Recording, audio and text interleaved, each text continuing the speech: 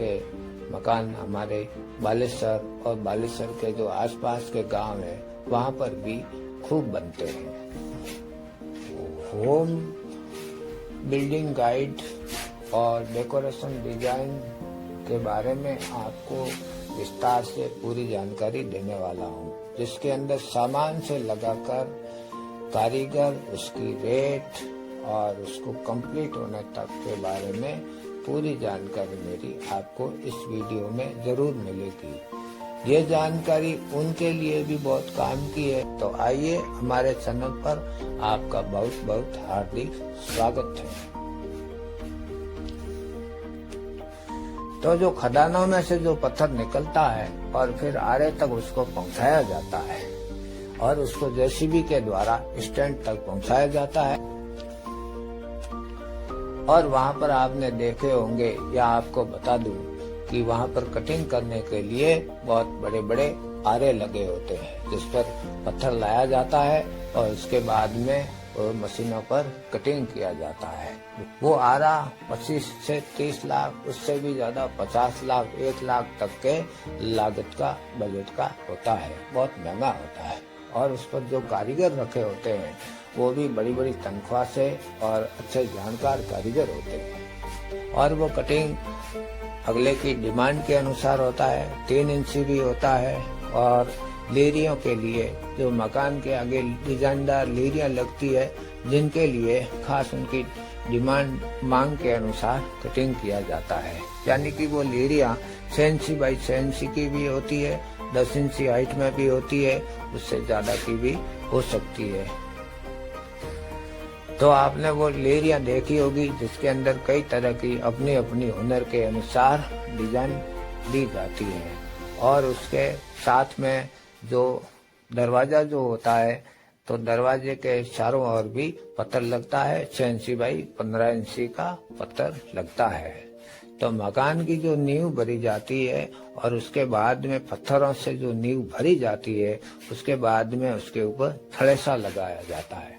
वो थड़ेसा भी 6 इंची जाड़ा और 15 इंची चौड़ा कटिंग किया गया, आरा पर कटिंग किया गया, चारों ओर लगता है। और उसके बाद में उसकी सुनाई होती है। तो आगे के पोर्शन या जो भी डेकोरेशन करना है, उस दीवार पर लेरियां लगाई जाती है। और लेरियों की दीवार के साथ ही साथ दरवाजे का पत्थर और उस पर डिजाइन जो सीएनसी मशीन के द्वारा भी होती है और कारीगर अपने हाथ से ग्राइंडर मशीन से भी करते हैं। और साथ ही साथ जो बारी में डिजाइन दी जाती है, बारी को भी सजावट किया जाता है। पत्थर गोलाई में दिया जाता है या फूल पत्ती की जाती है, जो भी डिजाइन की जाती है उसमें भी पूरी सजावट से काम किया जाता है। और अंदर की साइड में जो भी सुनाई होती है वो खंडों से होती है, जो कि कॉमन होती है। और अंदर भी जो दरवाजे है या फिर अलमारी है, वहाँ पर भी पत्थर लगाया जाता है। रसोई में भी पत्थर लगाया जाता है। जहाँ जहाँ जरूरत होती है वहाँ कटिंग का पत्थर लगाया जाता है। और खिड़कियों के बाद में वेंटिलेशन आ जाता है। वेंटिलेशन में भी कटिंग का लगता है। और फिर जो छज्जे आते हैं, छज्जों पर भी साइज के अनुसार पत्थर कटिंग किया जाता है और उस पर भी डिजाइन दी जाती है। और फिर उसके ऊपर जो छत भरी जाती है, या तो छीणों की होती है और या फिर आरसीसी की होती है। दोनों ही सुविधाएं होती है। उसके बाद में फिर बंडी का काम हो जाता है। और बंडी में भी जहाँ जहाँ लेरियां लगानी होती है वहाँ होती है। और सीढ़ियों के एंड में जो दुमदुमा होता है वहाँ पर भी दरवाजा होता है, बारी होती है। और बारी में भी डिजाइन के अनुसार सजावट की जाती है। और फाइनल करके उसके ऊपर 3 इंची जाड़ा या 4 इंची जाड़ा पत्थर रख दिया जाता है। तो ये सुनाई का काम पूरा हो जाता है। सुनाई के काम के बाद में अंदर प्लास्टर का काम शुरू होता है। तो प्लास्टर के काम शुरू करने के साथ ही साथ लाइट का काम भी शुरू होता है, क्योंकि जो वायरिंग होती है वो पाइप के अंदर चलती है और पाइप को दीवार के अंदर छिपाना पड़ता है और जरूरत के अनुसार पॉइंट देना पड़ता है। और आपको बता दें कि दूसरा काम सैनिटरी का काम भी वैसे ही स्टाइल में होता है। तो मित्रों उसके बाद में नंबर आ जाता है फर्श का, और फर्श के लिए मकराना बिठाया जाता है।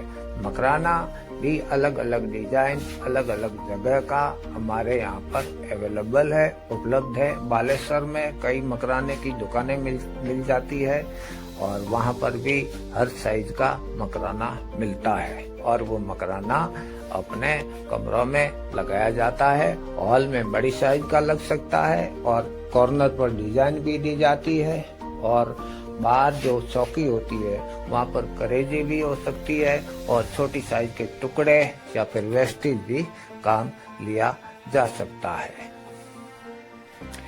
पत्थर की घिसाई हो जाने के बाद में टोटल मकान का काम पूरा हो जाता है, और उसके बाद में काम आता है लकड़ी की चौखट हो, चाहे लोहे की चौखट हो, दरवाजे की चौखट हो, या फिर खिड़की की चौखट हो, उनका काम शुरू होता है। खिड़की की चौखट में या तो ग्रिल लगती है, या उस चौखट के साथ ही साथ जाड़ा सिरिया जो 12 mm से लगाकर बड़ा भी हो सकता है, जिसको बार भी बोलते हैं, वो सिरिया लगाया जाता है मजबूती के लिए। और उसमें लकड़ी की भी चौखट हो सकती है। और घर के अंदर जितने भी दरवाजे हैं, बारी है, जरूरत के अनुसार कोई लकड़ी का होता है तो कोई लोहे से भी काम चलाया जा सकता है।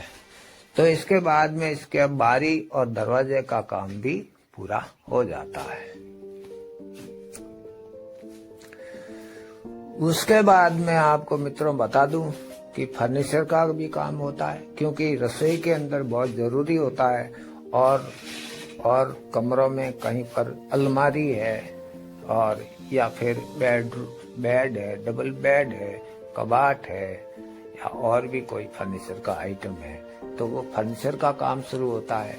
और फर्नीचर के काम के बाद कलर या पॉलिश का काम शुरू होता है, और बाकी का काम भी अपना अपना पूरा करके उस मकान को कंप्लीट कर देते हैं। तो ये है मित्रों मकान बनाने के बारे में पत्थर से लगाकर फर्नीचर तक की पूरी जानकारी।